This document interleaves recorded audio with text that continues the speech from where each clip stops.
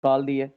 और और बाकी जो चीजें हैं वो, इसमें कोई ऐसी चीज नहीं है कि जिनको काट के दूसरी चीज लगा दे, क्योंकि होम्योस्टेसिस में जो हम पढ़ते हैं ना, एक्सक्रीटरी सिस्टम, वो इसमें ऐड नहीं था, जो रिसेंटली उनमें ऐड कर दिया गया। तो सबसे पहले थोड़ा सा सिलेबस के हवाले से थोड़ी सी डिस्कशन कर लें। तो बाकी टीचर्स ने आप लोगों को बताया होगा, बच्चा आपका जो वेटेज है, वेटेज में बायो का सबसे बड़ा वेटेज है। अगर आप लोगों ने वेटेज के एतबार से बायो पे ग्रिप अच्छी कर ली, और उनके रीजंस के साथ, उनके कॉन्सेप्ट्स के साथ आप लोगों ने ऐसा समझे कि एमसीक्यूज को सॉल्व करना सीख लिया, तो बच्चा लोग ये आपकी सिलेक्शन करवा सकते हैं। क्योंकि सबसे ज्यादा जो मार्जिन है वो किसका है, सबसे ज्यादा जो मार्जिन है वो मार्जिन है आपके बायो का। और यहाँ परसेंटेज के एतबार से देखें जरा, कि परसेंटेज के एतबार से आप लोगों का जो है वो 45% जो है वो आपका बायो का बनता है, जिनके सवाल जो बनते हैं वो 81 बनते हैं। ठीक है, बाकी केमिस्ट्री का देखें, वेटेज देखें, कम है बायो से, और फिजिक्स का भी कम है, इंग्लिश का भी कम है। और आपको पता है कि यहाँ पे लॉजिकल रीजनिंग उसमें भी आपका कम है। टोटल आपके जो एमसीक्यूज आएंगे वो 180 एमसीक्यूज आएंगे। तो बच्चा लोग इसमें जो ये इजी क्वेश्चंस होंगे, जो आपको एक नजर में आ रहे होंगे, एक नजर में आपको ये आ रहे होंगे, तो you have to justify your time. तो ये आपका टाइम बचा सकते हैं। एक नजर में आपको ना, जहां जहां नजर पड़ेगी तो आपको एक ऐसा फील होगा कि ये भी आ रहा है, वो भी आ रहा है, वो भी आ रहा है, वो भी आ रहा है, ऐसे मोस्टली। तो यहाँ पे आप ना 20 सेकंड 30 सेकंड्स इसमें अपने जो है वो एमसीक्यूज कर लेने हैं। ठीक है, पहली बात यह कि इसमें जल्दबाजी नहीं करनी, लेकिन टाइम को जस्टिफाई करना है, अपने जहन में आपने इसको देखना है। ठीक है जी। और मॉडरेट जो आपके होंगे एमसीक्यूज, जो थोड़ा सा आपको सोचने पे मजबूर करेंगे, तो वो आपके 70% होंगे मॉडरेट। ठीक है। लेकिन जो रीजनेबल जो एमसीक्यूज होंगे, इन रीजनेबल एमसीक्यूज की तैयारी कैसे होगी, ये रीजंस पूछेंगे। तो इसके लिए एक बेस्ट जो चॉइस है आपके पास वो है रेड स्पोर्ट। ये बच्चा लोग, ये हम ए लेवल वालों को या ओ लेवल वालों को हम ईयरली में या उसको टॉपिकल के नाम से ये हम चीज पढ़ाते हैं, क्योंकि I am from O level. तो 10 साल मुझे एक्सपीरियंस उसका है। उसके बाद जो है वो एमडी कैड वालों की क्लासेस हम कंटिन्यूसली ले रहे हैं, क्योंकि इस वक्त मैं गवर्नमेंट में हूँ। ठीक है। तो ये 10 साल हमने जो ए लेवल ओ लेवल वालों को पढ़ाया, तो उनका ये एक्सपीरियंस है कि आपको ये रीजनेबल एमसीक्यूज करवाने पड़ेंगे, क्योंकि एक सवाल में एक से ज्यादा सवाल पूछे जाते हैं, फिर हमें पता नहीं होता कि ये रीजन कह क्या रहा है। ठीक है, कभी कभी ये चीजें हमें आती हैं, लेकिन उस वक्त हमें समझना बड़ा मुश्किल होता है। तो ये रीजनेबल एमसीक्यूज होते हैं। इसके लिए हाई थिंकिंग ऑर्डर क्वेश्चंस होते हैं। तो अपने जो लिंक वो होता है ना, थिंकिंग होती है, उसको थोड़ा सा ऊपर रखना होता है। और इसकी प्रैक्टिस प्रैक्टिस प्रैक्टिस ही आपको परफेक्ट बना सकती है। तो बच्चा लोग, ये है आपका वेटेज सबका। और बायो का वेटेज ये आपका बायो का वेटेज है। तो बच्चा, अगर हम इनके सिलेबस की, ये है यूनिफॉर्मली सिलेबस। हम ये नहीं कह सकते कि सिंध वाले हैं तो ये पढ़ेंगे, तो पंजाब वाले कौन सा पढ़ेंगे, तो केपी वाले कौन सा पढ़ेंगे, तो फेडरल वाले कौन सा पढ़ेंगे। बच्चा, ये आपका सिलेबस है यूनिफॉर्मली। और ये यूनिफॉर्मली सिलेबस आपका जो है वो आपको ये टॉपिक्स क्लियर करने होती हैं, चाहे आप अपने बुक से पढ़े या किसी से भी पढ़े। तो मोस्टली हमारे बच्चों को ये जहन में एक चीज होती है कि हम सिंध वाले हैं तो सिंध से पेपर आएगा, उनके पेपर जो है उनके किताबों से बच्चा, आपका पेपर निकलेगा आपके कॉन्सेप्ट से। आपके आपके पेपर में आपकी एग्जैक्ट लाइंस नहीं आती, ये पुराने दौर में आती थी।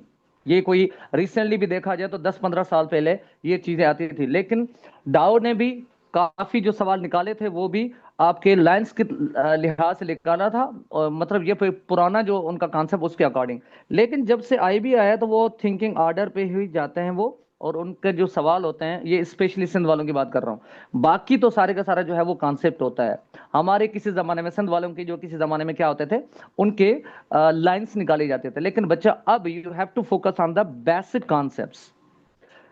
जहां से भी वो जो बच्चों ने हमें ज्वाइन किया है, तो बच्चा, मैं आपको एक सक्सेसफुल क्राइटेरिया बताता हूं को आप लोगों ने क्या करना है। आप लोगों ने अगर एस रूरल लाइफ को पढ़ना है तो you have to cover these areas.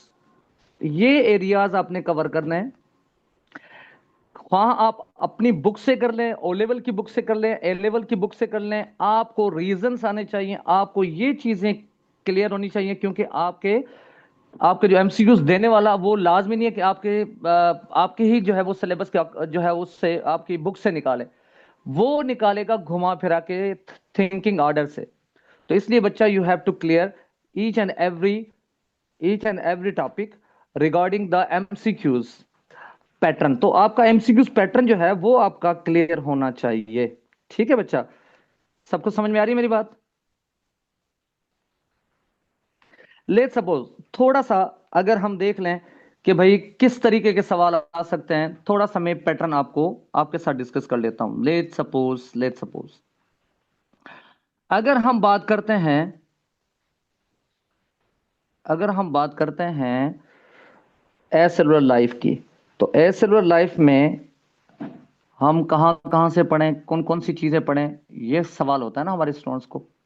कौन कौन से सवाल आ सकते हैं?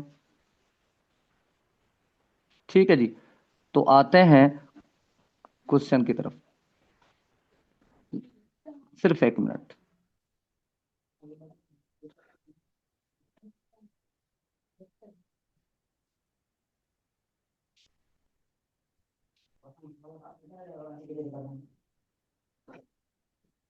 ठीक है बच्चा, तो ये देखें जरा, अगर हम बात करते हैं स्ट्रक्चर के एतबार से, तो बच्चा स्ट्रक्चर के एतबार से, होस्ट के एतबार से, लेट्स सपोज मैं बात करता हूँ होस्ट की, तो बच्चा आपको तीन होस्ट याद होने चाहिए। एक तो हमारे पास होस्ट होता है बैक्टीरिया, जिन पे वायरस अटैक करता है। तो हमारे सिलेबस में तीन होस्ट मौजूद हैं। एक हमारे पास है प्लांट, ठीक है, एक हमारे पास है एनिमल, एक हमारे पास क्या है, एनिमल है। ठीक है, तो ये एनिमल है, प्लांट और बैक्टीरिया।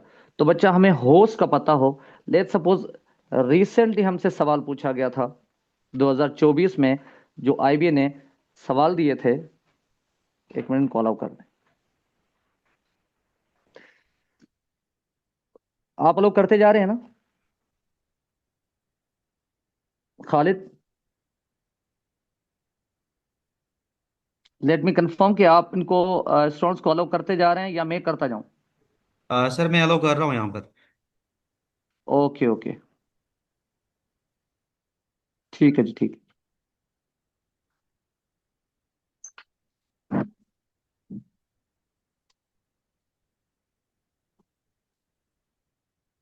ओके, अगर हम होस्ट की बात करते हैं बच्चा, तो होस्ट में हमारे पास कौन कौन सी चीजें हैं? जैसे हम पढ़ते हैं बैक्टीरिया के बारे में, तो बैक्टीरिया जो अटैक करता है वो, उनको हम बैक्टीरियोफेज कहते हैं, उन वायरसेस को। अच्छा, अब हमें बैक्टीरियोफेज का पता है तो फेज का भी पता। अब फेज का भी पता हो, प्रोफेज का भी पता हो हमें, कि प्रोफेज क्या होता है, जो नॉन वेरुलेंट होता है। फेज क्या होता है, जो वेरुलेंट होता है। ये चीज, इन चीजों का पता हो हमें। और कौन कौन से वायरसेस जो है वो कॉमन वायरसेस होते हैं, वो सारी चीजें हमें पता हो। कौन कौन से करेक्टर पाए जाते हैं इनमें, जैसे लिविंग करेक्टर हैं, कौन से नॉन लिविंग करेक्टर्स हैं, वो हमें पता हो। लेट सपोज अगर हम हमसे सवाल पूछा जाए, भाई एडिनो वायरस किसका वायरस है? ठीक है, एडिनो वायरस किसका वायरस है? तो हमें यह पता हो कि एडिनो वायरस जो है वो एनिमल का वायरस है। हमें यह भी पता, मतलब एनिमल वायरस है, ये होस्ट हमसे पूछा उसने। ठीक है, हमसे यह भी पूछा जा सकता है कि जो अनइनवेलप वायरस है वो कौन सा है, मतलब उसकी इन्वेलप का भी हमें पता हो। अनइनवेलप वायरस है ये, ठीक है, ये इन्वेलप नहीं होता, इन्वेलप सब में नहीं पाई जाती। ये भी हमसे पूछा जा सकता है कि ये डीएस वायरस है या एसएस वायरस है, मतलब डबल स्टैंडर्ड वायरस है या सिंगल स्टैंडर्ड वायरस है, ये भी हमें पता हो। तो मतलब ये कि हमने जो करेक्टर यहां से हमसे पूछा गया, पहले तो हमसे होस्ट पूछा जाता है, फिर हमसे क्या पूछा जाता है, हमसे करेक्टर पूछा जाता है।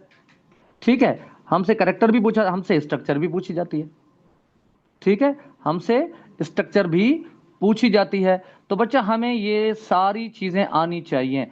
हमसे ये भी पूछा जा सकता है कि इस वायरस में कैप्सोमर्स कितने हैं, उस वायरस में कैप्सोमर्स कितने, क्योंकि कैप्सोमर्स तो बच्चा आपको पता है ये याद करने पड़ते हैं।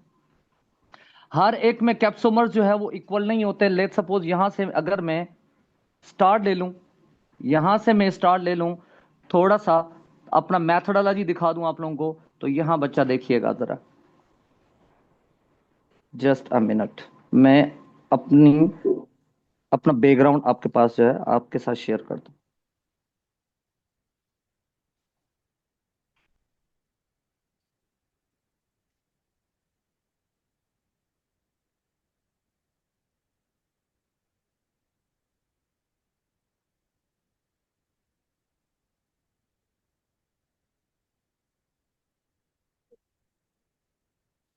चलें जी, स्टार्ट करते हैं अब प्रॉपरली।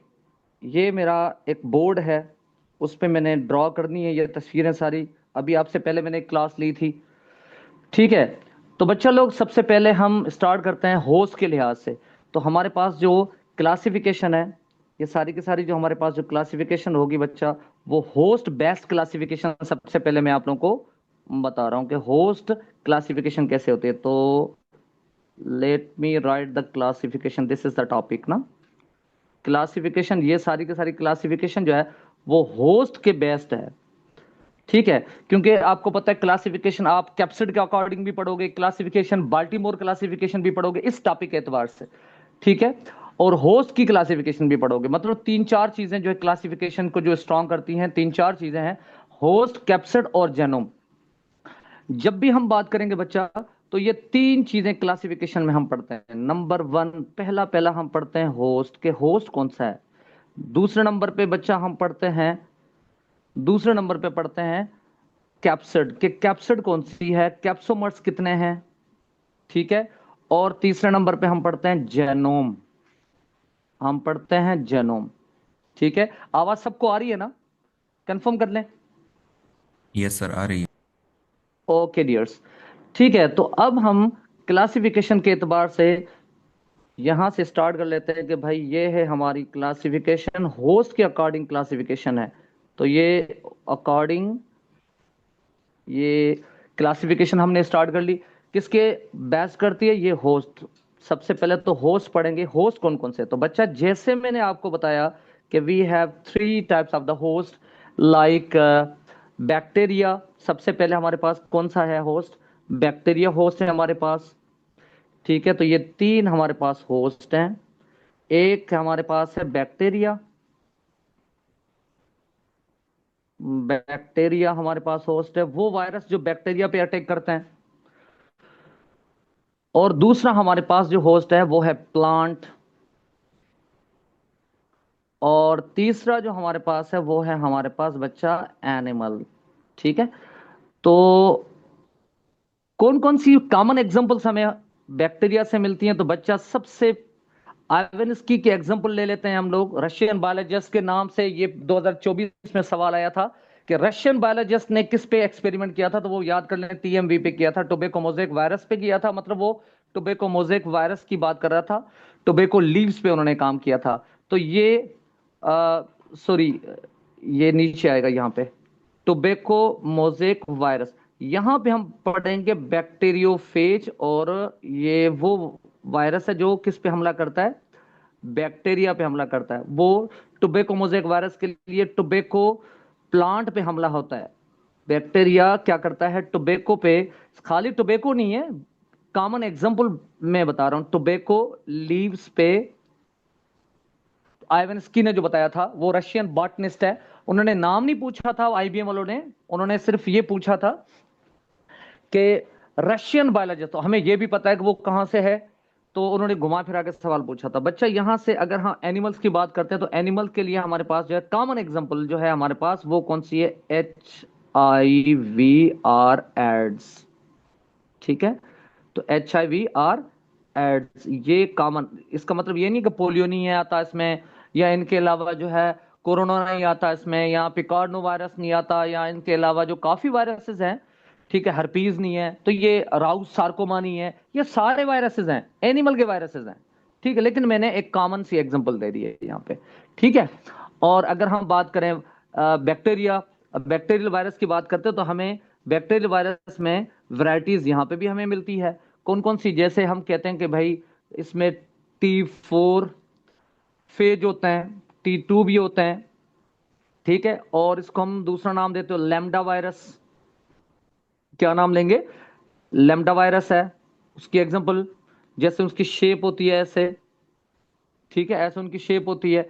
इनके अलावा और भी हमारे पास काफी वायरसेस होते हैं। कोई इकोलाई बैक्टीरिया पे जो है वो अटैक करता है, कोई किस वायरस पे करता है, लाइटिक लाइफ साइकिल और लाइसोजेनिक लाइफ साइकिल, ये भी आप लोगों को पता है कि ये एक वेरुलेंट होती है, दूसरी नॉन वेरुलेंट होती है। अगर हम प्रोफेज की बात करेंगे तो वो प्रोफेज किसको बोलेंगे? प्रोफेज उसको बोलते हैं जो कोई डिस्ट्रक्शन वगैरह नहीं करता, सिर्फ अपना जेनोम रेप्लिकेट करता है होस्ट में, अपना कैप्सिड रेप्लिकेट नहीं करता।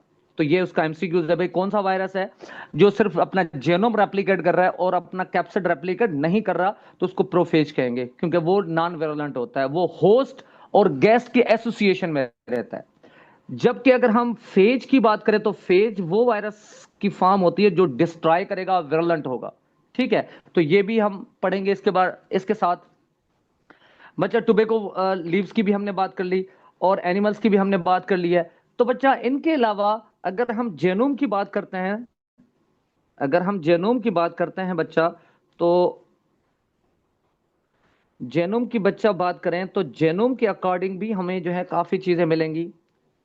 जेनोम, एक पहली बात तो ये याद कर लें कि वायरस में या तो डीएनए होगा या तो आरएनए। हमारी बॉडी में आरएनए जो होता है वो एज ए प्रोटीन सिंथेसाइजर जो है वो काम करता है ना, प्रोटीन, क्योंकि वो आरएनए जो होता है वो एमआरएनए भी बनेगा, और आरआरएनए जो हमारा राइबोसोम में होता है वो मतलब वो प्रोटीन सिंथेसाइज करने में हिस्सा लेता है। लेकिन यहाँ पे एज ए जेनेटिक मटेरियल के तौर पे आरएनए इस्तेमाल होता है। तो अगर हमसे ये सवाल पूछा जाए कि वायरस में डीएनए और वायरस यानी और आरएनए पाया जाता है, या डीएनए में वायरस या सॉरी वायरस में डीएनए या आरएनए पाया जाता है, तो हम कहेंगे कि या तो इसमें डीएनए होगा या तो इसमें आरएनए होगा, दोनों एक साथ नहीं हो सकते। दोनों एक साथ नहीं हो सकते। क्यों नहीं हो सकते? उसकी वजह यह है कि ये डीएनए भी एज ए हेरेडिटी मटेरियल यानी जेनेटिक के तौर पे काम करेगा, और आरएनए भी उसके जेनेटिक के तौर पे काम करता है। हमारी बॉडी में आरएनए का काम अलग होता है, वायरस की बॉडी में काम अलग होता है। हमारी बॉडी में आपको पता है कि आरएनए का काम होता है कि भाई ये राइबोसोमल आरएनए की बात करें तो वो राइबोसोम में होता है और उसने बनाना है प्रोटीन। लेकिन यहां आर को हम टिक करना होगा, एंड को टिक नहीं करना। अगर सवाल ये आ जाए कि DNA and RNA found in viruses, तो हम कहेंगे नहीं नहीं नहीं, या तो डीएनए होगा या तो आरएनए होगा, दोनों नहीं हो सकते। तो दिस इज द लॉजिक। हमारी बॉडी में दोनों मौजूद हैं, यूकैरियोट्स में। समझ में आ गई बात? ठीक है जी। तो यहां पे बच्चा लोग, जब भी हम बात करेंगे जेनोम की, तो जेनोम को थोड़ा सा मैं बोल्ड कर देता हूं, यहां थोड़ा सा इसको बोल्ड कर देते हैं। चले जी, ये हो गया जेनोम। ठीक है जी।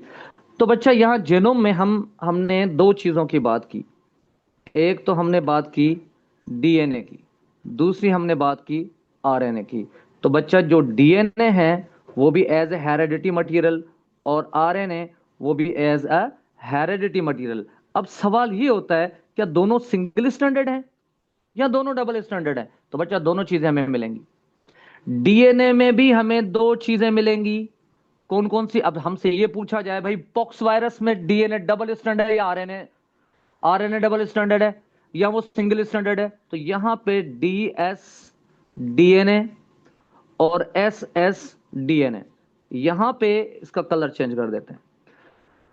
यहां पे भी हम पढ़ते हैं आरएनए, वो भी डीएस आरएनए और एस एस आरएनए, मतलब single stand RNA, double stand RNA.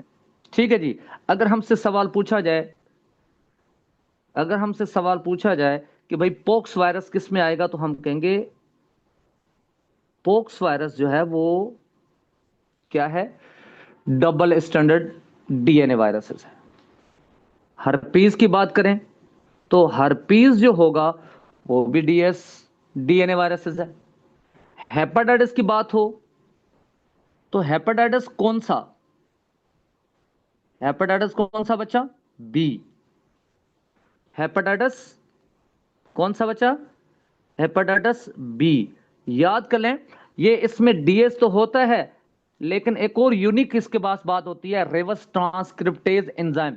Reverse transcriptase enzyme का मतलब होता है कि वो एंजाइम जो आरएनए से डीएनए को कन्वर्ट करवा दे। तो इसमें तो ये डीएनए होता है, लेकिन जब दाखिल होता है किसी होस्ट में तो उसको कन्वर्ट करेगा आरएनए में। फिर वो आरएनए में यानी होस्ट की बॉडी का मटेरियल इस्तेमाल करके आरएनए में जैसे कन्वर्ट किया, फिर वो किस में कन्वर्ट हो जाएगा, दोबारा डीएनए में कन्वर्ट होगा। उसकी फिर जो रिवर्स ट्रांसक्रिप्शन की वजह से उसकी जो है क्या होगी, उसके कुछ एंजाइम्स होते हैं जिसको हम कहते हैं कि रिवर्स ट्रांसक्रिप्टेज एंजाइम। तो दो हमारे पास ऐसे वायरसेस हैं जिनके पास रिवर्स ट्रांसक्रिप्शन होती है। एक तो ये हेपेटाइटिस वाला, ये वाला, और दूसरा कौन सा है, कोई बता सकता है?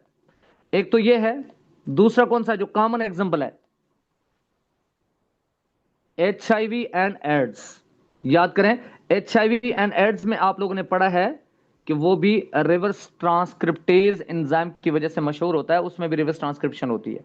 ठीक है, दो वायरसेस आपके पास ऐसे हैं जो रिवर्स ट्रांसक्रिप्शन करते हैं। एक है डीएनए, डीएनए वाला वायरस, एक होता है आरएनए वाला वायरस। सही मतलब जो, जी जी जी, जी सही यस प्लीज। सही जी दीदी। ये जो, सॉरी, ये जी बोले डिजीज बोले। जी जी, ये डिजीज काज करने वाले जो होंगे, हेपेटाइटिस काज करने वाला जो वायरस होगा, ठीक है। और रिवर्स ट्रांसक्रिप्टेज एंजाइम इनमें भी पाया जाएगा, हेपेटाइटिस बी वालों में भी। लेकिन फर्क क्या होगा कि ये डीएनए डबल स्टैंडर्ड होगा। लेकिन अगर हम बात करें HIV की, रेट्रोवायरस की, जिसको हम एड्स कहते हैं, उसमें भी होगा रिवर्स ट्रांसक्रिप्टेज एंजाइम। लेकिन फर्क क्या होगा कि उसमें दो स्ट्रैंड होते हैं। किसके दो स्ट्रैंड होते हैं? हाइब्रिड के नाम से IB ने यह सवाल दिया था। और उसमें वो होगा, रिवर्स ट्रांसक्रिप्शन वहां पे भी होगी, रिवर्स ट्रांसक्रिप्शन यहां पे भी होगी। तो सवाल ये पूछे जा सकते हैं कि भाई डबल स्टैंडर्ड वाले कौन से हैं और सिंगल स्टैंडर्ड वाले कौन से हैं वायरसेस। ठीक है, अब थोड़े से सिंगल स्टैंडर्ड पे चलते हैं। डीएनए वाले सिंगल, आमतौर पे हमें पता है, हमारे तमाम बच्चा लोग को पता है कि हमारा डीएनए तो डबल स्टैंड होता है। क्या सिंगल स्टैंडर्ड भी डीएनए होता है? तो इसका आंसर होगा यस, सिंगल स्टैंडर्ड वायरस होता है, लेकिन ये वायरस में है, बाकी किसी और चीज में नहीं होता। हम किसी भी एनिमल की या किसी प्लांट की बात करेंगे तो हमें डीएनए डबल स्टैंडर्ड ही मिलता है। तो आपके जहन में ये बात होगी कि हमने तो जो पढ़ा है वो डबल स्टैंडर्ड ही पढ़ा है। लेकिन बच्चा लोग, जब भी हम वायरस की बात करेंगे तो वायरस आपको पता है कि एक बॉर्डर लाइन होता है नॉन लिविंग में और लिविंग में। कुछ लिविंग करेक्टर होते हैं, कुछ इसमें नॉन लिविंग करेक्टर होते हैं। तो ये कंप्लीटली लिविंग नहीं होता, कंप्लीटली नॉन लिविंग नहीं होता। नॉन लिविंग इसको कंप्लीटली अगर तब कहें जब ये इसमें मॉलिक्यूलर स्ट्रक्चर ना हो। क्योंकि मॉलिक्यूल, किसी भी मॉलिक्यूल्स की बात करेंगे तो वो फाउंडेशन ऑफ लाइफ की जो है बात करेगा। मतलब कि जो लाइफ है उसकी फाउंडेशन सेल नहीं होता, उसकी फाउंडेशन मॉलिक्यूल्स होते हैं। मतलब आरएनए, डीएनए, प्रोटीन्स, और ये तीनों चीजें इसमें अंदर पाई जाती हैं। ठीक है जी। तो सेल तो बेसिक यूनिट ऑफ लाइफ है ना, फाउंडेशन नहीं है। तो इसमें ये चीजें मौजूद है, इसलिए इसको हम कहेंगे कि भाई ये बॉर्डर लाइन में ये चीजें मौजूद होती हैं। मतलब कौन कौन सी चीजें मौजूद होती हैं? जैसे हमने कहा कैप्सिड है, कैप्सोमर्स प्रोटीन, तो प्रोटीन मौजूद है। और डीएनए इसमें मौजूद है, आरएनए इसमें मौजूद है। तो तीनों की वजह से हम इसको जो है वो मॉलिक्यूलर स्ट्रक्चर की वजह से हम इसको बॉर्डर लाइन बोलते हैं कि लाइफ की बॉर्डर लाइन है। चले जी, तो इसमें ये मौजूद है क्या? Double standard DNA. तो डबल स्टैंडर्ड डीएनए और सिंगल स्टैंडर्ड डीएनए। तो हमारे पास जो सिंगल स्टैंडर्ड डीएनए है उसके बारे में थोड़ी सी बात करें तो बच्चा लोग, हमारे पास बैक्टीरियोफेज की एग्जांपल दोनों में आती है। सिंगल स्टैंडर्ड में भी आएगी और डबल स्टैंडर्ड में भी आएगी, क्योंकि एक किस्म का नहीं होता। T4 अलग है, ठीक है, वो डबल स्टैंडर्ड है T4। कौन सा बच्चा? T4 ऊपर मैंने लिखा था, ये जो फेज है T4, ये देखो जरा, ये मैंने लिखा है, ये डबल स्टैंडर्ड है। बच्चा लोग, अगर हम सिंगल स्टैंडर्ड की बात करें, सिंगल स्टैंडर्ड डीएनए वायरस की बात करें, तो इसमें बैक्टीरियोफेज एक दूसरा है जिसका नाम है M13। M13 वो सिंगल स्टैंडर्ड डीएनए हो, सिंगल स्टैंडर्ड डीएनए होता है ये। ठीक है, मतलब ये कि बैक्टीरियोफेज भी डबल स्टैंडर्ड भी आएगा, सिंगल स्टैंडर्ड में भी आता है। आई बात समझ में? तो यहाँ पे हम बात कर रहे हैं सिंगल स्टैंड की, तो मैं यहाँ पे एग्जांपल वो लिख रहा हूं, अभी कॉमन लिख दिया, दोनों मैंने आपको एग्जांपल दे दिए कि सिंगल स्टैंड वाले भी बैक्टीरियोफेज होते हैं और डबल स्टैंड वाले भी बैक्टीरियोफेज होते हैं। ठीक है जी, बैक्टीरियोफेज हो गया। इनके अलावा बच्चा और कौन सी चीज होगी इसमें बैक्टीरियोफेज के अलावा? तो बच्चा दूसरा हमारे पास है पार्वो वायरस। कौन सा? Parvo virus. ये वो वायरस है जो सिंगल स्टैंडर्ड डीएनए को रिप्रेजेंट करता है। ये ऊपर वाले डबल स्टैंडर्ड हैं कि भाई आरएनए डबल स्टैंड हो सकता है, हो सकता है। तो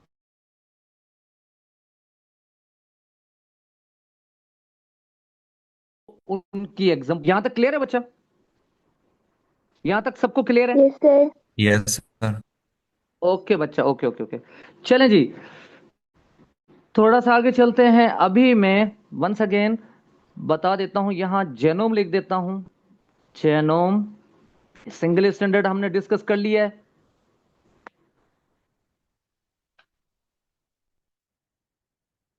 ओके जी,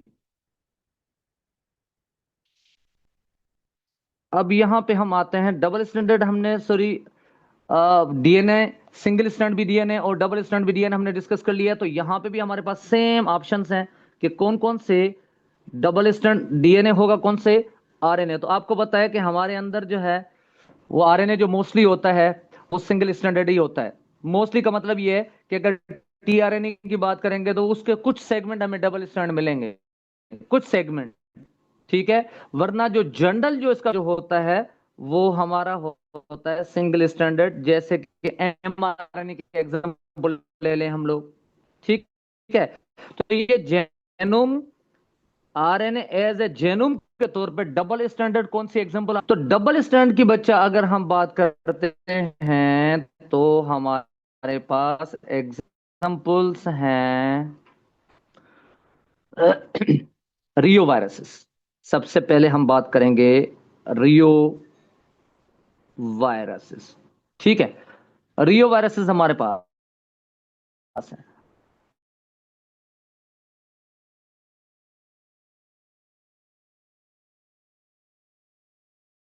अगर सिंगल स्टैंडर्ड की बचा हमारे पास सबसे पहली एग्जांपल तो है कि ये रेट्रो वायरस हमारे पास है, सबसे पहली एग्जांपल हमारे पास है।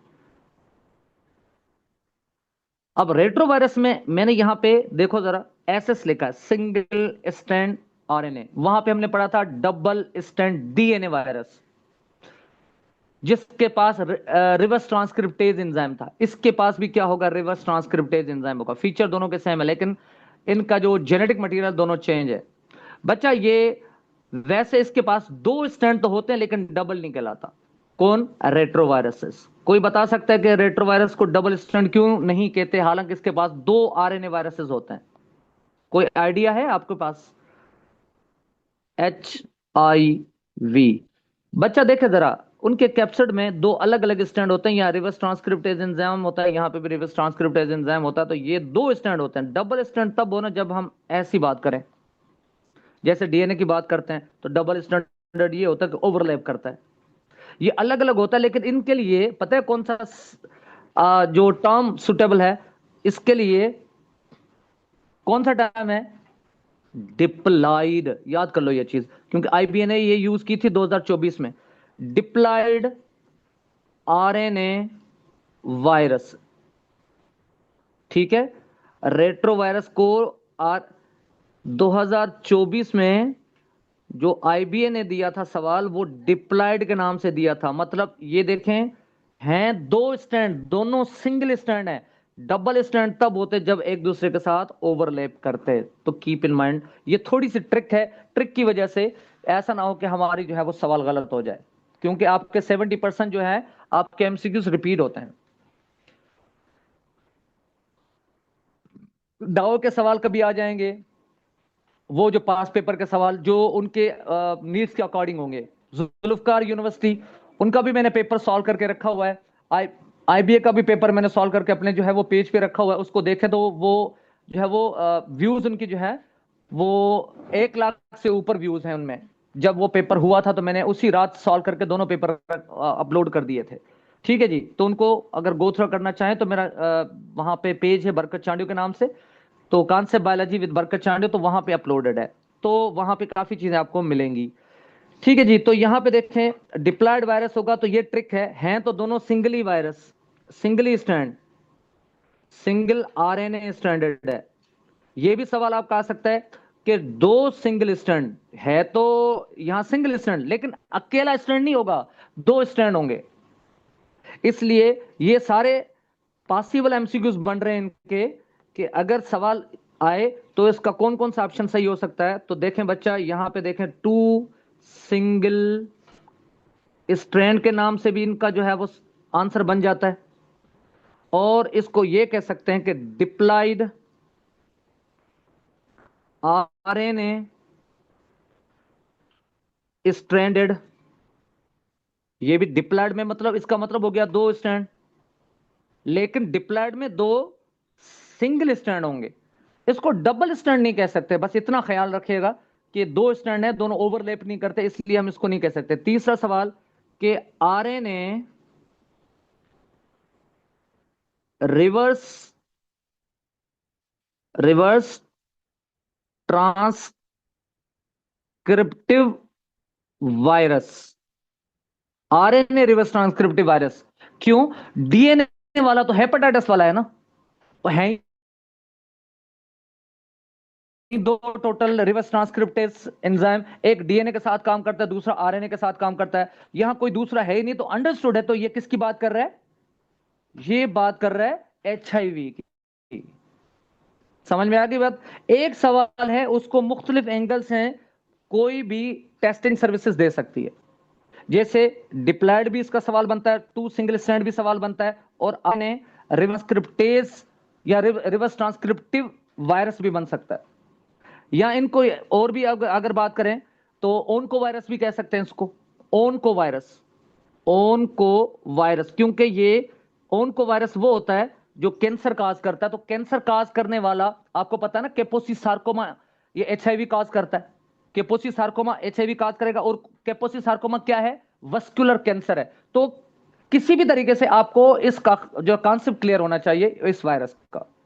समझ में आ गया? मिटा दूं? आगे चलें अभी? Yes sir. ओके बच्चा लोग, सबको समझ में आ रहा है ना? कोई कंफ्यूजन तो नहीं हो रही?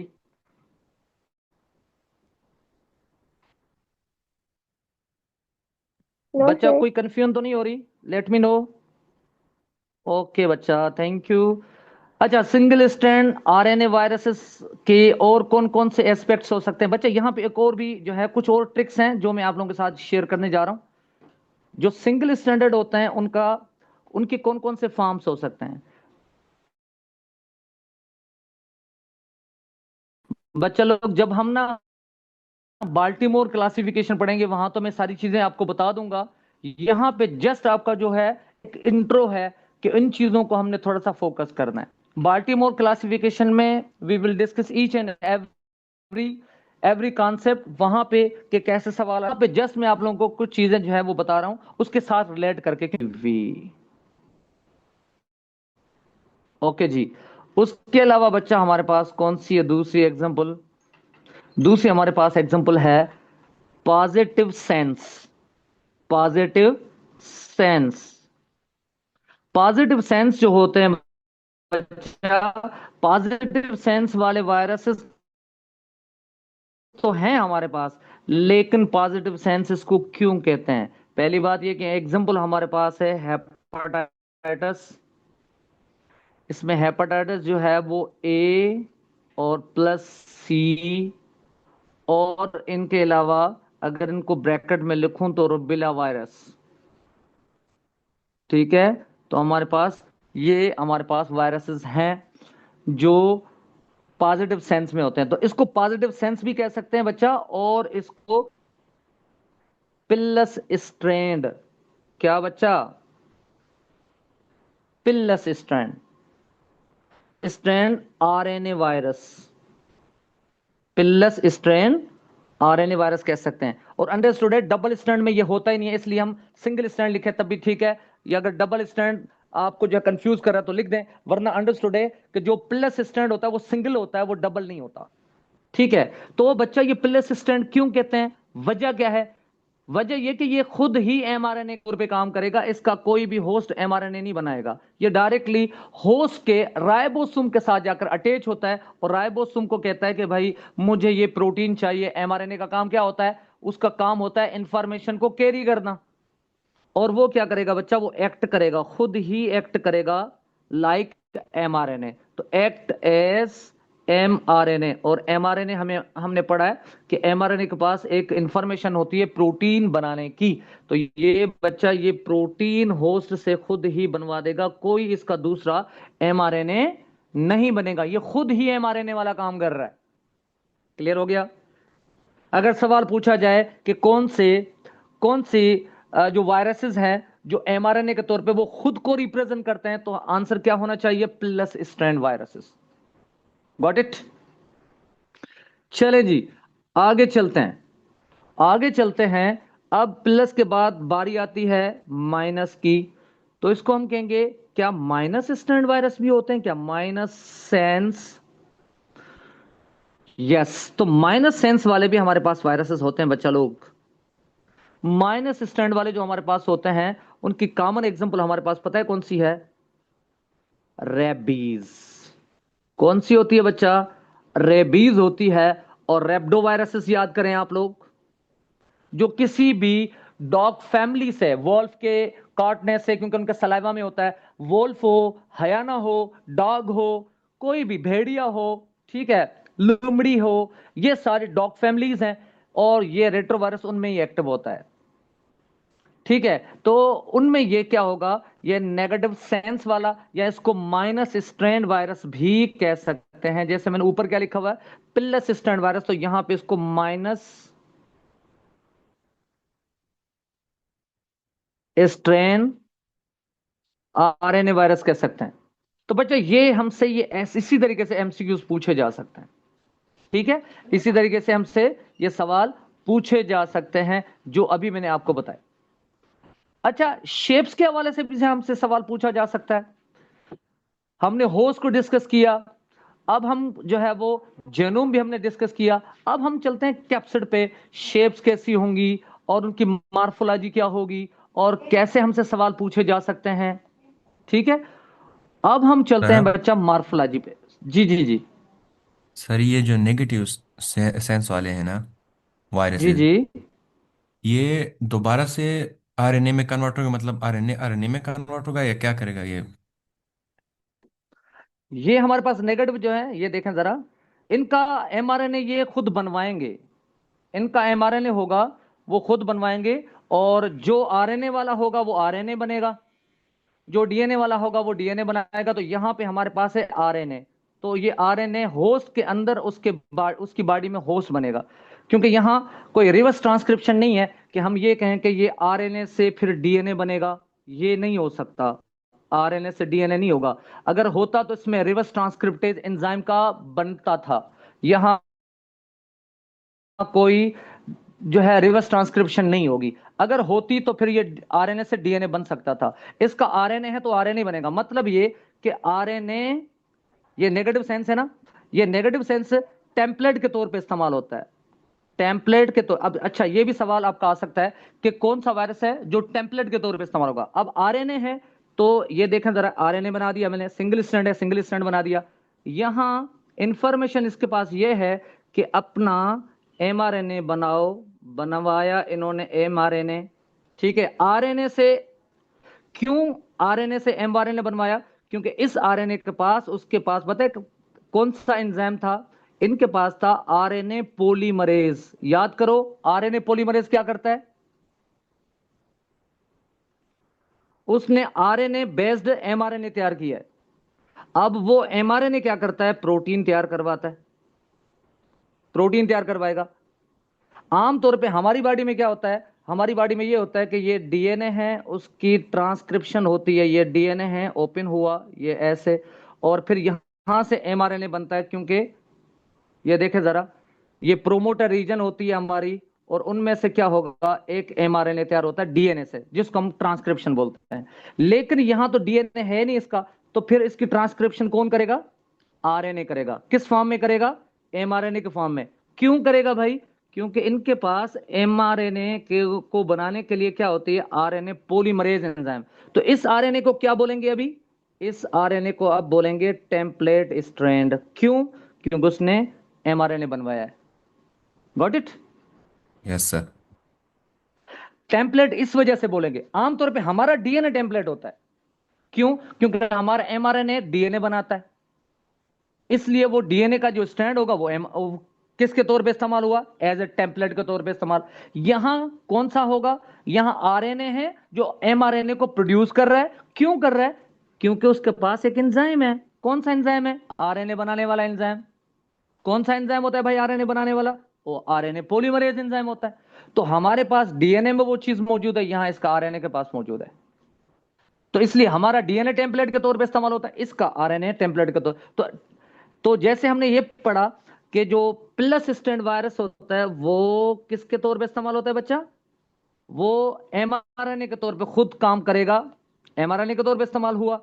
ये देखो जरा, तो मतलब इसको इसको वजह क्या है भाई, क्यों एक्ट कर रहा है एमआरएनए? तो सिंपल वजह है कि इसके पास आरएनए पॉलीमरेज एंजाइम है ही नहीं, इसलिए एमआरएनए कैसे बनाए? इसलिए वो खुद ही एमआरएनए का काम कर रहा है। फिर भाई ये एक्ट क्यों नहीं कर रहा? ये खुद एक्ट क्यों नहीं कर रहा है? ये माइनस वाला, प्लस वाला तो एमआरएनए के तौर पे काम कर रहा है, ये क्यों नहीं कर रहा? इसका सिंपल आंसर है कि भाई इसके पास अपना नौकर है ना, आरएनए पॉलीमरेज। उसको कहा ए आरएनए पॉलीमरेज एमआरएनए को बनाओ। उसके पास तो नहीं था, उसको खुद को चलकर जाना पड़ रहा था। सिंपल, जैसे ना कोई प्योन नहीं आता तो वो बॉस क्या करता है, वो बेचारा उठकर खुद ही पानी पी लेता है। अगर वो उनका प्यान होता तो वो कहता है भाई प्यान, बैल बजाता, उसको पानी देता है, चाय देता है। इज इट सो ना? ऐसा ही होता है ना? तो यहां पे आरएनए पॉलीमरेज मौजूद है जो उसका एमआरएनए बनाएगा, और एमआरएनए के पास इंफॉर्मेशन होती है उसकी प्रोटीन बनाने, क्योंकि जेनोम में भी अंदर अगर डीएनए की बात करेंगे उसमें भी प्रोटीन मौजूद है। अगर आरएनए की बात करें, आरएनए इसका जेनोम है, तो उसमें भी प्रोटीन मौजूद है। गॉट इट ना? क्लियर हो गया सर। बच्चा? यस सर, क्लियर हो गया। Okay okay okay. चलें अब चलते हैं मार्फोलॉजी की तरफ। अब चलते हैं मार्फोलॉजी की तरफ। और मार्फोलॉजी बच्चा क्या कहेंगी इनकी? मार्फोलॉजी का मतलब क्या होता है? मार्फोलॉजी का मतलब होता है, what is morphology? The structure of external form. ठीक है, the structure of external form और external texture of the living organisms. तो जैसे फिनोटाइपिकली वो जो नजर आते हैं उसको मार्फोलॉजी कहते हैं। ठीक है जी। तो बच्चा मार्फोलॉजी की जब भी हम बात करेंगे तो हम पता है दो चीजों की बात करते हैं। यहाँ पे दो चीजें, कौन सी दो चीजें हम बात करेंगे उनकी? बच्चा पहली बात हम बात करेंगे शेप्स की। तो ये शेप्स जो हमें नजर आए, शेप्स जो हमें नजर आए उनको हम मार्फोलॉजी, क्योंकि जो जाहरी लुक लगता है किसी चीज का फिनोटाइपिकली, उसको हम मार्फोलॉजी कहते हैं। ठीक है, जाहरी शक्ल और सूरत जिसको हम कहते हैं। दूसरा बच्चा उनकी स्ट्रक्चर की बात करेंगे। तो हमारे पास दो चीजें हैं। चले मैं इनको थोड़ा सा पतला कर दूं क्योंकि लिखना कुछ ज्यादा है। चलें जी। यहां पे बच्चा लोग हमने सबसे पहले बात किसकी की है? शेप्स की है। तो शेप्स पे भी हमारे जी जी जी जी जी मॉर्फोलॉजी किसी चीज से जैसे सेल, बैक्टीरिया, वायरस की आउटर शेप, साइज, स्ट्रक्चर की जी स्टडी को यस बोलते हैं ना। Yes exactly. किसी भी जानदार, हम ये देखें वायरस में पढ़ रहे हैं ना, किसी भी जानदार, जैसे कि आपने मेरी तस्वीर देखी है तो आपको पता है कि ये सर बरकत चांडियो है, ये बायो का टीचर है। ठीक है, तो जब भी आप मुझे देखेंगे दूर से पहचान जाएंगे कि ये सर बरकत चांडियो है। ठीक है, तो मतलब जो मेरा लुक है, जो मेरा फिनोटाइपिकली कैरेक्टर है, उससे मुझे पहचाना जाता है। तो मार्फोलॉजी एक बायोलॉजी की एक ब्रांच होती है जिसमें किसी भी जानदार की ना शक्ल और सूरत के एतबार से जो चीजें होती हैं ताकि हम उसकी आइडेंटिफिकेशन कर सकें, तो मार्फोलॉजी उसको कहेंगे। ठीक है जी। जैसे शेप्स। ठीक है, तो बच्चा इनको शेप्स की जब भी हम बात करेंगे तो बच्चा हमसे शेप्स भी पूछी जा सकती हैं। तो स्फेरिकल शेप वाले बैक्टीरिया और वायरस कौन से हैं? तो बच्चा यहां देखें जरा, अगर मैं बात करता हूं शेप्स की बच्चा बात करें तो हमें काफी शेप्स मिलेंगी। जैसे कि हमसे पूछा जाए कि स्फेरिकल शेप किसकी होती है, स्फेरिकल, तो बच्चा स्फेरिकल के लिए तो काफी चीजें होती हैं हमारे पास, लेकिन फिर भी मैं दो तीन नाम लिख देता हूं यहाँ पे जो कॉमन नाम है। पहले ये कि हमारे पास जो पोलियो होता है, पोलियो वायरस, वो स्फेरिकल होता है या ओवल शेप में होता है, पोलियो है। दूसरा बच्चा, जब भी आप एचआईवी की बात करेंगे उसका भी ऐसा ही होता है, एचआईवी। देखें ये उनकी शेप्स होती हैं और उनके ये स्पाइक्स होते हैं। कोरोना याद करो, कोरोना तो याद है ना, ये इसी जनरेशन की बीमारी है, सबसे बड़ी बीमारी, ठीक है। तो ऐसे ही होता है। तो ये स्फेरिकल होता है, इसके स्पाइक्स निकले होते हैं, स्पाइक के ऊपर जो है एक इनका रिसेप्टर होता है। अगर एचआईवी की बात करें तो ये सवाल आईबीए ने पूछा था, CD4 वाला, याद है किसी को? इन्होंने पूछा था CD4 रिसेप्टर किसके पास होता है। तो CD4 रिसेप्टर हमारे किसके साथ होता है, टी हेल्पर सेल का होता है ना, तो ये उसके साथ फिक्स होता है, ये उसके साथ फिक्स होता है, तो उसका कंप्लीमेंट्री होता है। तो T4 जो है उन्होंने हमसे पूछा था, तो ये T4 के साथ फिक्स होता है। किसका वायरस, किस वायरस का ये स्पाइक है, एचआईवी का, ठीक है जी। इसके अलावा बच्चा अगर हम बात करते हैं इन्फ्लुएंजा, इन्फ्लुएंजा वायरस कौन सा वायरस होता है, जो हमें जुकाम देता है, जो हमें क्या देता है बच्चा, जुकाम दे देता है, इन्फ्लुएंजा वायरस। उसके ऊपर उनकी शेप भी ऐसे ही होती है जैसे मैंने यहाँ पे बनाई हुई है शेप्स, ठीक है बच्चा। तो इन्फ्लुएंजा वायरस भी ऐसे ही शेप में होगा, पॉलीहेड्रोन के शेप में होता है, पॉलीहेड्रोन के शेप में, ठीक है। उसको आइकोसाहेड्रल एक टर्म यूज करते हैं। आइकोसाहेड्रल किसके लिए यूज करते हैं पता है आपको? पॉलीहेड्रोन के अलावा आइकोसाहेड्रल का मतलब क्या होता है, जिसको कितने फेसेस होने चाहिए बच्चा लोग, 20, कितने, 20 फेसेस, कितने हैं बताएं जरा। 20।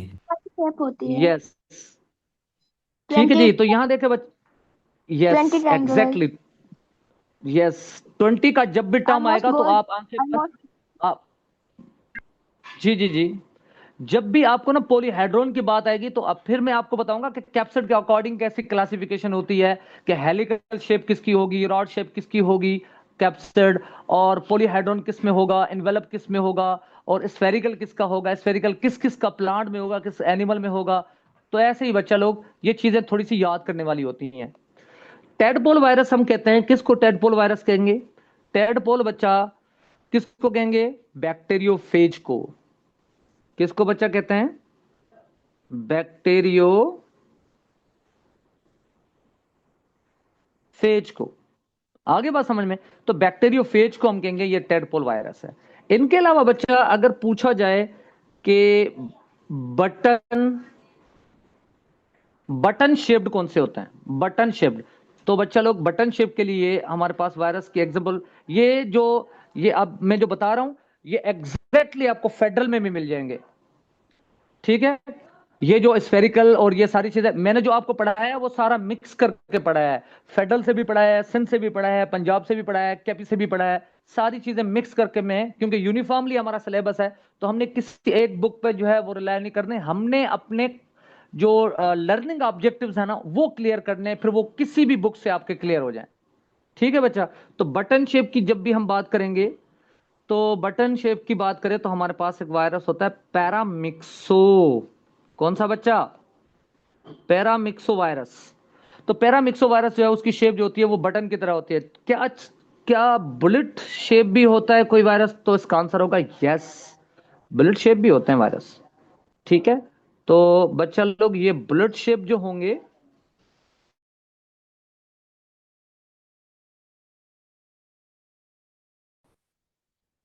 बुलेट शेप जो होंगे बच्चा, वो पता है कौन से होंगे, रेबीज वाले वायरस, रेब्डो वायरस।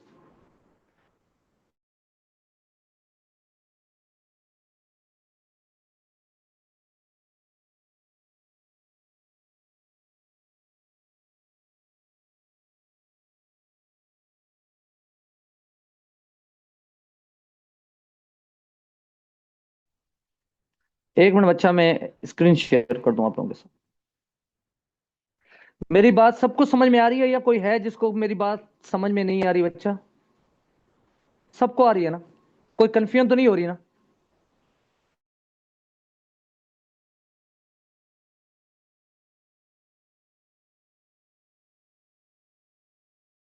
समझ में आ रही है?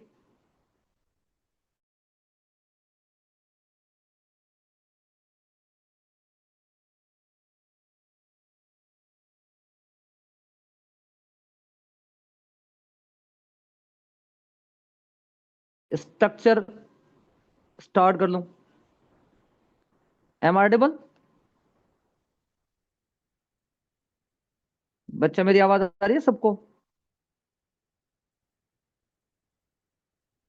मेरी आवाज सबको आ रही यस है? सर, आ रही है। अच्छा बच्चा, कमेंट आप असल में कमेंट करेंगे ना, तो फिर मुझे ये स्क्रीन से आउट होके जाना पड़ेगा, तो आप माइक को इस्तेमाल कर ले सिंपली। ठीक है बच्चा? ओके। ओके बच्चा, तो अब स्ट्रक्चर की तरफ जा रहे हैं हम लोग। तो स्ट्रक्चर जो है बच्चा, हमारे पास कौन कौन सी हो सकती हैं? आपको पता है कि स्ट्रक्चर जब भी हम बात करेंगे तो सिंपल एग्जांपल यहाँ पे हम जो बैक्टीरियोफेज की स्ट्रक्चर हमारे पास होती है, जो मोस्टली हर जगह पे हमें वही मिलती है। जैसे कि ये देखें जरा, ये हमने ये एक कैप्सिड, ये देखें जरा, ऐसे बनाते हैं ना हम स्ट्रक्चर्स की।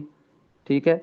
तो इसमें मोस्टली हम क्या करते हैं, ये देखें, ये उनके टेल फाइबर्स हैं। 6 टेल होते हैं इनके टेल फाइबर्स पे, यहाँ पे टेल फाइबर्स लगे होते हैं यहाँ पे। ठीक है बच्चा? तो ये किसी में इन्वेल्प होगी, किसी में नहीं होगी। कुछ अनइन्वेलप्ड होते हैं, कुछ इन्वेलप्ड होते हैं। ठीक है बच्चा? तो इनकी बात करेंगे हम लोग कि ये स्ट्रक्चर है, इनके अंदर कोई भी मैं ये रेड जो है जेनोम बना देता हूँ, क्योंकि रेड खतरे की निशानी होती है, तो ये खतरे वाला वायरस है। ठीक है जी? तो बच्चा यहाँ पे आगे चलते हैं, चलते हैं इनकी स्ट्रक्चर। तो बच्चा इनकी स्ट्रक्चर के अकॉर्डिंग इनको थोड़ा सा क्लासीफाई करते हैं। क्लासीफाई ये बच्चा करते हैं कि स्ट्रक्चर में कौन कौन सी चीजें पाई जाती हैं। स्ट्रक्चर में हमारे पास ना दो कॉमन चीजें पाई जाती हैं। कौन कौन सी? एक तो हमें कोर मिलता है, दूसरा हमें कोट मिलता है। ऐसे ही एक हमारे पास जो होता है वो कोट होता है, बाहर वाले एक्सटर्नल स्ट्रक्चर जिसको कहते हैं। तो बच्चा इनकी हम बात करेंगे शेप में, स्ट्रक्चर में। एक तो हम कहेंगे कोट, जिसको हम आउटर कोट कहते हैं। दूसरा बच्चा हमारे पास है कोर, जो इनर स्ट्रक्चर होती है। जो कोट को कहते हैं आउटर कोट। क्या बोलते हैं बच्चा इसको? आउटर कोट होता है ये।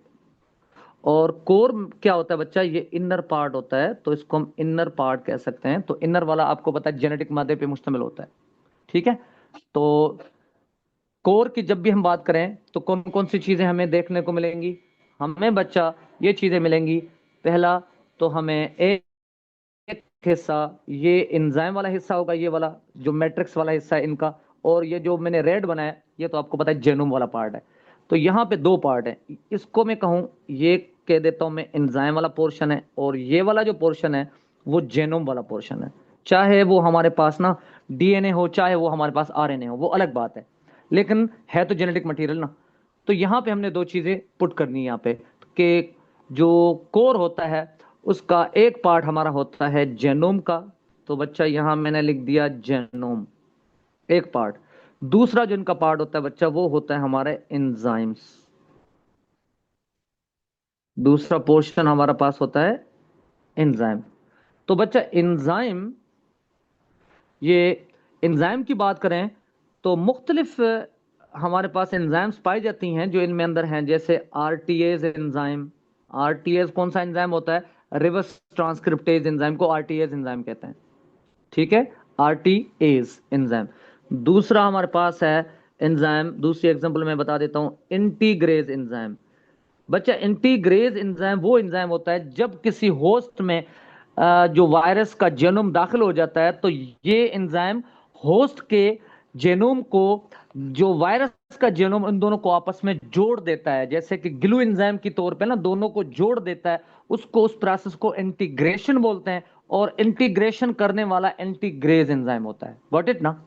कि एंटीग्रेज एंजाइम वो एंजाइम होता है जो होस्ट के डीएनए या आरएनए के साथ, सॉरी होस्ट का तो आपको पता है, हम अपनी बात करें तो हमारे अंदर तो डीएनए मौजूद होता है। लेट सपोज हम अपनी एग्जांपल ले लेते हैं कि हमारे अंदर कोई इन्फ्लुएंजा का वायरस जा रहा है या रेब्डो वायरस जा रहा है, खुदा ना खास्ता, और वो उसका जो जेनोम है, वायरल जेनोम, हमारे अंदर जो हमारा अपना डीएनए है उसके साथ जो ज्वाइंट करेगा, स्टिक करेगा, उस प्रोसेस को इंटीग्रेज करेगा। लेकिन इस प्रोसेस को हम कहेंगे इंटीग्रेशन बोलते हैं। इस प्रोसेस को इंटीग्रेशन करने वाला इंटीग्रेज एंजाइम होता है। अब इंटीग्रेशन कौन सा हुआ? होस्ट के जेनोम के साथ गेस्ट का जेनोम दोनों मिक्स हो जाना, मिला देना, जोड़ देना गिलू की तरह, तो इंटीग्रेज एंजाइम हो गया।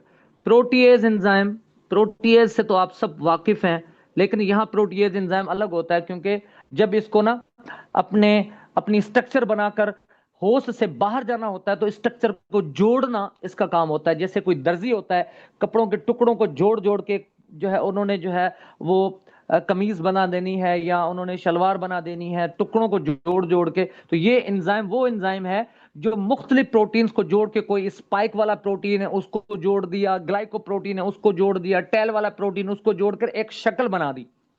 तो प्रोटीएज एंजाइम जो है दर्जी वाला एंजाइम वाला काम करेगा कि ये दर्जी जैसे टुकड़ों को मिलाएगा और कपड़ा टुकड़े मिला मिलाकर वो क्या कर देगा, कपड़ा पूरा जो है वो यूटिलाइज करके पूरा सूट बना देगा। ये भी ऐसे समझिए कि पूरे का पूरा वायरस बना देगा।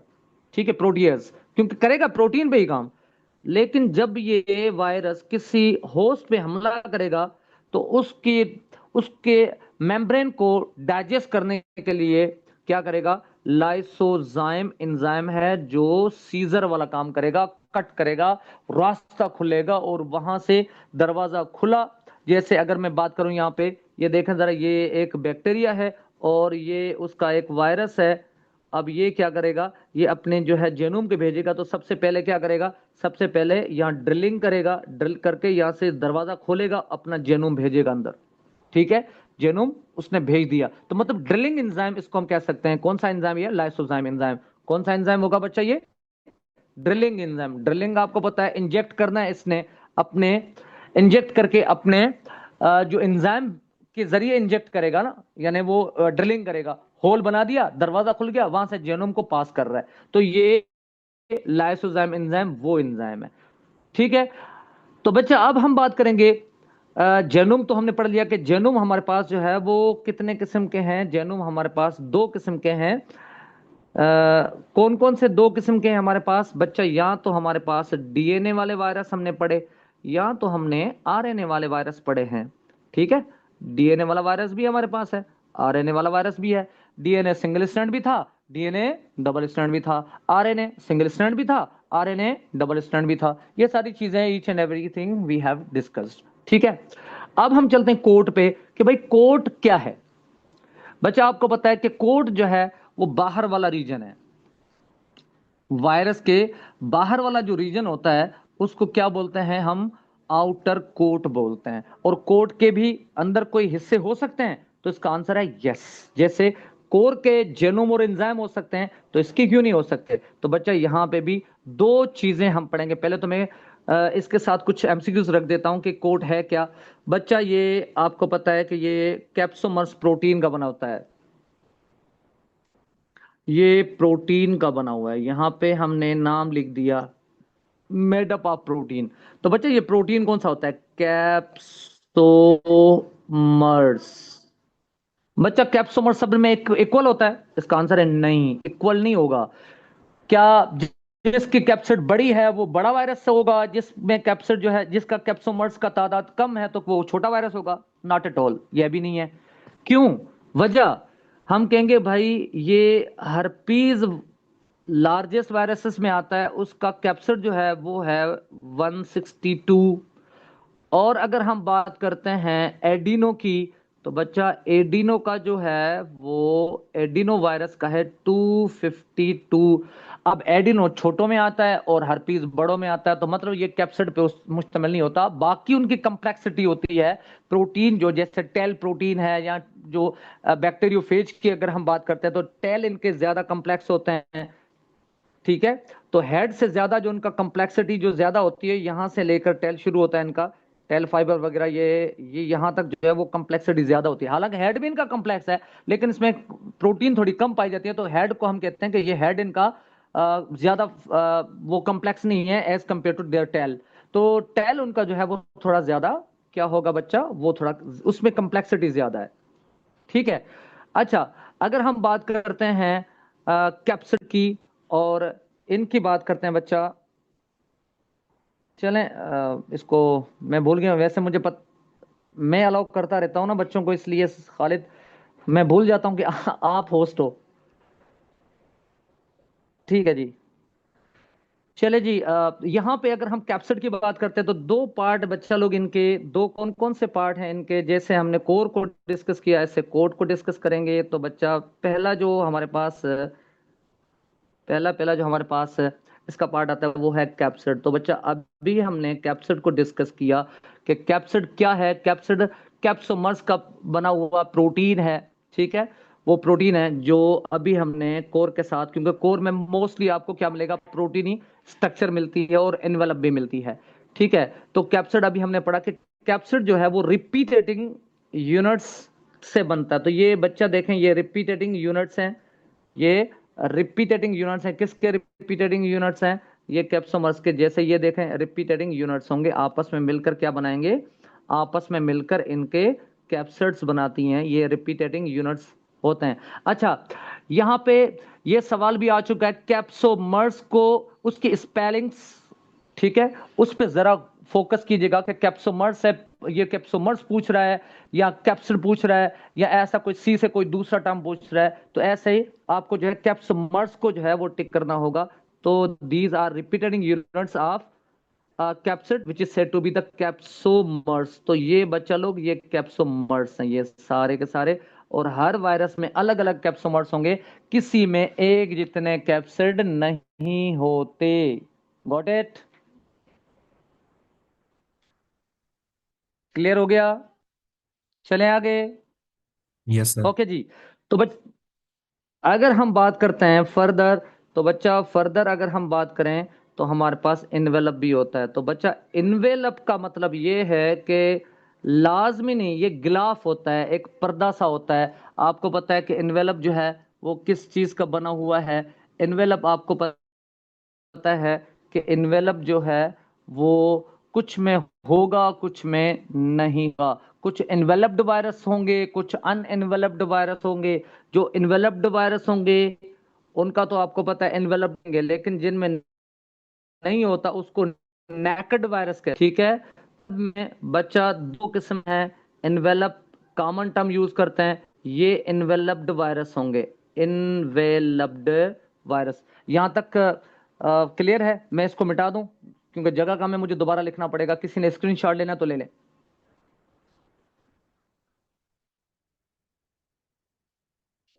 ओके जी, मैं थोड़ा सा रब कर देता हूं क्योंकि फिर दोबारा मुझे डायग्राम्स वगैरह बनानी पड़ जाएंगी। तो यहां मैं थोड़ा सा इसको साफ कर देता हूं। ठीक है बच्चा?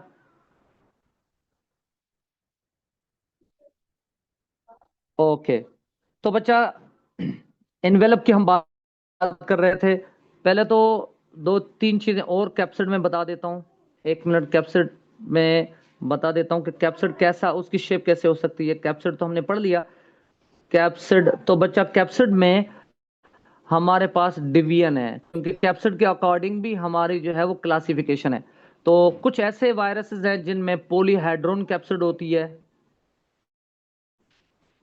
पॉली कैप्सिड होती है। उसकी सिंपल एग्जांपल हमारे पास है एडिनो वायरस। कुछ हमारे पास ऐसे वायरसेस हैं जिनकी कैप्सिड हेलिकल शेप होती है, ये हेलिकल है। उसकी एग्जांपल हमारे पास है टीएमवी। कुछ ऐसे हमारे पास होते हैं, जैसे मैंने एडिनो वायरस की बात की तो उसको हमने कहा कि उनमें क्या होता है, उनमें 20 फेसेस होते हैं। कितने फेसेस होते हैं बच्चा? 20 फेसेस, जिनको अभी हमने आइकोसाहेड्रल का टर्म दिया था। कौन सा दिया था? आइकोसाहेड्रल। ठीक है बच्चा। और आइकोसाइडल में हमने अभी पढ़ा कि इनके कितने फेसेस होंगे बच्चा? 20 फेजेस होंगे। कितने? 20, अभी डिस्कस किया था। ठीक है, इनके अलावा और भी हो सकते हैं क्या? यस, इनके अलावा भी हो सकते हैं। अगर हम बात करें भाई, स्फेरिकल कैप्सिड भी हो सकती है। स्फेरिकल कैप्सिड किसकी होती है? अगर प्लांट में देखें तो आपको पता है कॉलीफ्लावर। ठीक है, कॉलीफ्लावर में होगा। अगर हम बात करें कि भाई जो कम्प्लेक्स होती है क्या किसी की स्ट्रक्चर, तो हमने पढ़ा था पहले कि हाँ कम्प्लेक्स भी हो सकती है। किसकी कम्प्लेक्स हो सकती है? हमने पढ़ा बैक्टीरियोफेज का जो है वो कम्प्लेक्स हो सकती है उसकी स्ट्रक्चर, क्योंकि उनका टेल ज्यादा कम्प्लेक्स होता है, हेड भी कम्प्लेक्स है, टेल हेड से ज्यादा कम्प्लेक्स होता है। ठीक है जी। अब हम चलते हैं उसके जेनोम की तरफ, ओ सॉरी एनवेलप की तरफ। तो अब चलते हैं बच्चा एनवेलप की तरफ। इसको भी यहां पे ही मैंने एडजस्ट करना है। ओके जी, कैप्सिड अब खत्म कर देते हैं। अब हम इस जगह पे एनवेलप लिख देते हैं। ठीक है बच्चा, तो यहां पे हमने लिखा एक कैप्सिड के साथ साथ इन्वेलप भी होते हैं। कुछ में इन्वेलप्ड, जिनमें इन्वेलप्ड पाई जाती है तो उसको इन्वेलप्ड वायरस कहते हैं, जिनमें नहीं पाई नेकेड वायरस बोलते हैं। तो मैंने यहाँ नेकेड लिख दिया, यहाँ मैंने लिख दिया इन्वेलप्ड। ठीक है, तो बच्चा इन्वेलप्ड में कौन कौन से वायरसेस हमारे पास, कौन सी कैटेगरी है? तो देखिए ये सारे मैंने एमसीक्यूज डिस्कस किए हैं कि एंट्री में हमने डेप्थ में कम जाता है जाना होता है, हमने इनको जो है वो डिस्कस बहुत ज्यादा करने होते हैं। किनको ज्यादा करना होता है? हमने एमसीक्यूज को सामने रखकर फिर पढ़ना होता है, ताकि हमारे जो कॉन्सेप्ट्स हैं वो क्लियर हो जाएं। तो बच्चा हम सबसे पहले एनवेलप की बात करेंगे ना, तीन चार हमारे पास एग्जाम्पल हैं। कौन कौन से एग्जाम्पल हैं हमारे पास? पहला हमारे पास है हेपेटाइटिस।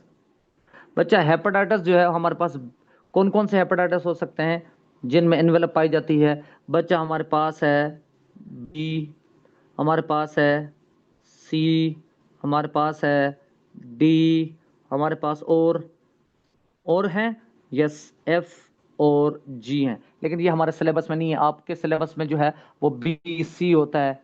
ठीक है, ज्यादा हम हमारे पास सिलेबस में नहीं होते हैं। तो आप बी, क्योंकि ए भी पढ़ते हैं, बी भी पढ़ते हैं, सी भी पढ़ते हैं, तो हमारा इंटरमीडिएट का सिलेबस इन तीनों चीजों के गिर्द घूमता है। ठीक है जी। तो बाकी भी होते हैं, इसलिए मैं जगह बचाने के लिए मैं खत्म कर देता हूं, जिसने लिखना है वो लिख दे भले।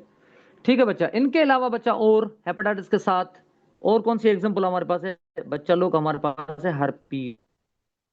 हर्पीज भी हमारे पास है, हर्पीज भी हमारे पास है, और हमारे पास है पॉक्स। ठीक है बच्चा। और बच्चा पंजाब टेक्स में जो पंजाब से किया है उनके सिलेबस में पॉक्स जो है वो लार्जेस्ट वायरस होता है। और जो फेडरल को टच कर रहा है, तो फेडरल में जो हमारे पास एग्जांपल है वो हर्पीज की आती है, हालांकि कैटेगरी इनकी है। ठीक है, और पोलियो जो है वो जो वायरस है वो सिम्बालिस वायरस की कैटेगरी में आता है। तो हमें ये भी पता हो छोटा कौन सा वायरस हो सकता है, बड़ा कौन सा वायरस हो सकता है। ठीक है, तो ये हमारे पास है पॉक्स वायरस है, और हर्पीज वायरस है, और हेपेटाइटिस है। इनके साथ साथ एक और भी एग्जांपल है जो मशहूर एग्जांपल है हमारे पास, एक नहीं एक से ज्यादा है। देखें, एचआईवी भी किस में आएगा? एनवेलप्ड में। और क्या आएगा बच्चा हमारे पास? पैरामिक्सो भी आएगा, पी फॉर पैरामिक्सो। ठीक है, पी आप लिख दें भले अपने पास, पैरामिक्सो वायरस। और इनके अलावा इन्फ्लुएंजा वायरस भी इन्हीं के साथ ही है। Influenza, P for paramyxo virus, influenza virus और एचआईवी, ये सारे के सारे किस में आते हैं बच्चा? ये एनवेलप्ड वायरस में आते हैं। मतलब इनके ऊपर एक ग्लाव सा चढ़ा होता है, और ग्लाव जो होता है वो बच्चा किसका बना होता है? कोई बता सकता है किसका बना होता है? ये बच्चा लिपोप्रोटीन का बना हुआ है। किसका बना हुआ है बच्चा?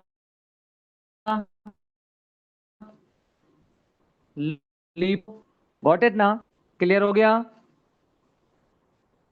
समझ में आ गई एक एक चीज? Yes sir. What about others बच्चा? बच्चा लोग माइक ऑन करें और मुझे रेस्पॉन्ड करें तो आगे चलें। गॉट इट ना yes each sir, and got. Everything? Okay बच्चा, thank sir you for your prompt. Yes बच्चा। सर अगर वायरस का जीनोम में सेम हो तो क्या कैप्सिड की शेप भी हमेशा सेम होगी? क्या कहा? जेनोम सेम हो तो कैप्सिड की शेप भी सेम होगी? कैप्सिड?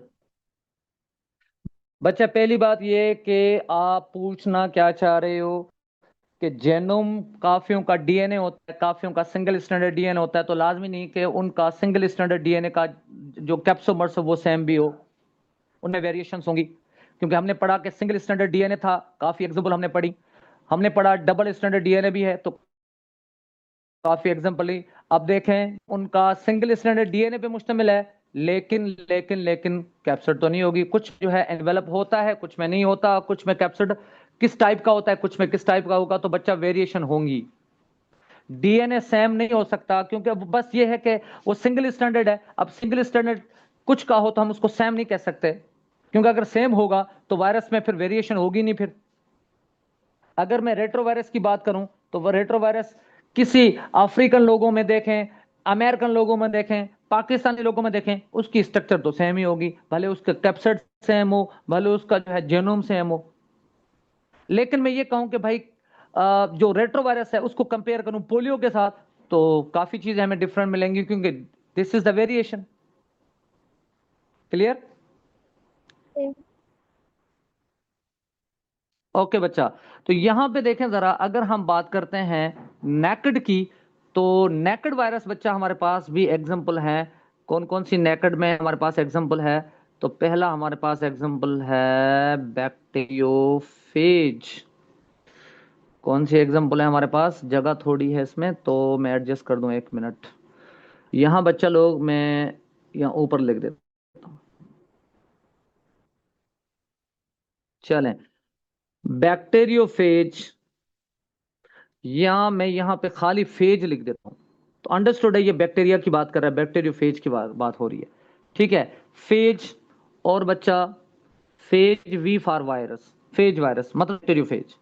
और बच्चा पोलियो वायरस, पोलियो वायरस है, लेकिन पोलियो वायरस को अभी मैंने कहा कि किस कैटेगरी में आएगा? Largest smallest? स्मॉलेस्ट। किस में आएगा? यस। तो इसको हम लिखेंगे बच्चा, ये स्मॉलेस्ट की कैटेगरी में आएगा। ये स्मॉलेस्ट वायरस है, ये स्मॉलेस्ट वायरस की कैटेगरी में आएगा। और लार्जेस्ट की कैटेगरी में दो चीजें हम लोगों ने पढ़ ली। कौन कौन सी? मैंने बता भी दिया कि पंजाब टेक्स्ट ने पॉक्स को लिखा है, लार्जेस्ट वायरस की एग्जांपल दी है, और फेडरल की बुक ने कौन सी वायरस की एग्जांपल दी है? हर्पीज की। हालांकि दोनों बड़ी कैटेगरी में आते हैं, दोनों ये नहीं कह सकते भाई उसने गलत लिखा है उसने सही, ये इन्होंने कैटेगरीज की जो है वो बात की है। ठीक है, लार्जेस्ट कैटेगरी। ठीक है जी, तो यहां पे देखें इनके अलावा बच्चा और कौन सा होता है यहां? इनके अलावा बच्चा हमने हेपेटाइटिस की बात की, तो सवाल ये है कि भाई ऊपर भी तो हमने हेपेटाइटिस पढ़ा था, hepatitis B C D F G, हमने सारा वहां पे पढ़ा था। तो यहां पे कौन सा है? तो सिंपल यहां पे E+A+E। ठीक है, हेपेटाइटिस ए और हेपेटाइटिस ई, ये दोनों किस में आएंगे? ये अनइनवेलप में आएंगे, जिनको हम क्या बोलते हैं? इनको नेकेड बोलते हैं, या अनइनवेलप्ड वायरस बोलते हैं, अनइनवेलप्ड वायरसेस। समझ में आ गई बात? क्लियर हो गया?